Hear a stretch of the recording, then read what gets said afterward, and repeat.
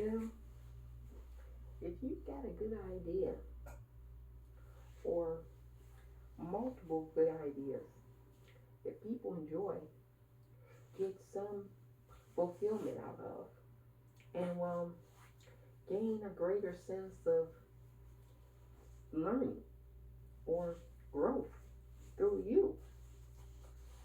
The question that I pose on the table is, should that creator be able to monetize that? You know, everybody monetizes what they know, what's uniquely them, you know? Well, I shouldn't say everybody, because, there's one entire group that does it. But, I'll get to that in a moment. Everybody monetizes what they know, what's closest to them, you know? And nothing is closer to you than your culture. Culture is everything. And so people monetize their culture, you know? Everything is cultural on earth. It's not that way in certain places, but on earth everything is cultural. Because, everybody's still tribal. And so different tribes have different cultures. And, the way you monetize your culture is by selling something to other cultures that's uniquely yours. And, that happens all the time. I mean, pizza came from Italy. So, of course, Italians still have restaurants that sell pizza. And, this kind of thing, I mean, Mexicans, they have Mexican food. It's their own unique food. And, a lot of people enjoy tacos. They enjoy burritos. They enjoy enchiladas.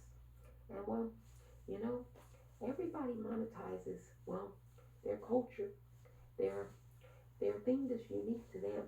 Well, not everybody, because, there's one group that doesn't do it. And, I think that's the key. You know, this is all about, in essence, liberation.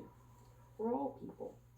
And all people can be liberated until, black people are. And, wouldn't you know, black Americans, they, they give us culture. They give us quite a bit of culture. But, they don't monetize their own culture. So therefore, other people do. Other people with various different cultures adapt to their culture and they monetize it. And, the creator of the original culture itself, well, it languishes in agony as though, it can monetize. And that's the key. It can monetize. And that's what I want to, draw out. A little generic blueprint, so to speak. I said I was going to do it, and, I'm an owl of my word. And basically, what this blueprint looks like already exists in a lot of other communities. Well, you ask me, purple people's owl. What do you mean by that? You take the LGBTQIA community. They have certain locations, certain areas. That's, you know that you're in that community. You know you're a part of it. You feel a certain kind of way. I mean, and there's nothing wrong with that. It's just, if you're in a Latino neighborhood, you know that you're in a Latino neighborhood. If you're in, Chinatown, you know you're in Chinatown. But, there is no black town. There is no black community. And, there is no black, establishments. And that's a problem. You know, it's certainly an issue, especially in America, where everything is about capital. And, if you don't have capital, you don't play in America. So I think that it would be a good idea to actually, for that community, to monetize their own thing, create hubs where they actually can share and repatriate their own culture. And, other people would come and see it. You know, this wasn't my idea. I didn't create the idea. I'm only echoing it. It's an idea that's been, pontificated by a lot of, noteworthy and legendary African Americans and black people. And I think that it's a great idea. And I think that it should be done. But, well, how to go about it, you know? That's the difficult part. Because, well, other communities have already monetized quite a bit of, well, black culture. And you can't just say, well, now that black people are going to monetize their own culture, other communities won't be able to profit off of it. Because, well, that's not true. There's pizza places in every community that aren't Italian, and people go to various different pizza joints. There's like Taco Bell, and then there's authentic Mexican food. And people go to Taco Bell as much as they have authentic Mexican food. So two various groups can monetize and be successful at the same time. It's just that the other one needs to start doing it. And well, there's a process when, you have to get this done politically. And well, politically, anything getting done takes a little elbow grease. It takes a lot of hard work and dedication because, well, politicians want to know that you can offer them something, you know, a little bit of money, a lot of votes on the side, before they can do something. And once they have that arrangement secure, whether verbally or, well, you know, through other channels, once they have that arrangement secure, they're on board because one is going to create and generate revenue for them in the area that it's located in. Because, well, everybody wants to come and see something. And if you're coming and seeing something, you're more than likely going to spend $1 or a dime or at least two. And this would be a boom for a lot of cities, a lot of towns that have, well, black culture represented by black people and black people actually making money. Well, that solves a lot of problems in the empire, a lot of problems indeed.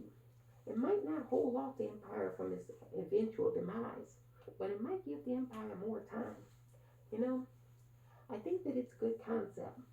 It's a good working start, but well, you gotta have the manpower or the woman power to do it. And well, that's to be seen. It's to be seen whether it can be pulled off or not. But the empire better be rooting for something like this because, well, at this point, the empire doesn't have any more chips to lay down on the deck. And well, it's almost out of time. And it needs more capital to be flowing. Because right now, well, according to their outlooks and trajectory, it's not looking good for the West. Everything that's, well, booming and thriving is happening eastward. And everybody knows that, whether they say it out loud or keep the quiet part to themselves. And America, a country that's, well, kind of getting old, but still young, stale and bored, and, very aggressive. Well, it could use a feel good story. It could use, well, let's point to these people over here that we've oppressed for 400 years. Now they're doing well. So now we can tell other countries, look here, we got our people all doing well. What are your people doing? Everything in life's a competition. And well, it all revolves around money, especially in a capitalist system. And well, with capitalism in the toilet, so to speak, right now, and circling the drain even faster and faster, well, the capitalists certainly need a feel good story. And well, I wouldn't be surprised if they, well, take my idea or just regurgitate my idea, tinker it around a little bit, and put it into practice. Because, well, we all know things ain't looking rosy for the empire. And, well, they need a feel good story. And capitalism, well, it's a virus.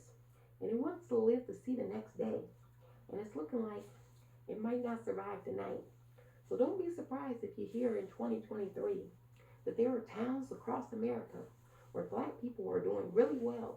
They're booming. And well, wouldn't you know, it's just a capitalism hopium story. It's just to buy more time. Because we all know that, well, capitalism's just about over. Have you heard? They have a coin with a dog face that everybody's purchasing. If that doesn't tell you that capitalism is a joke, I don't know what does.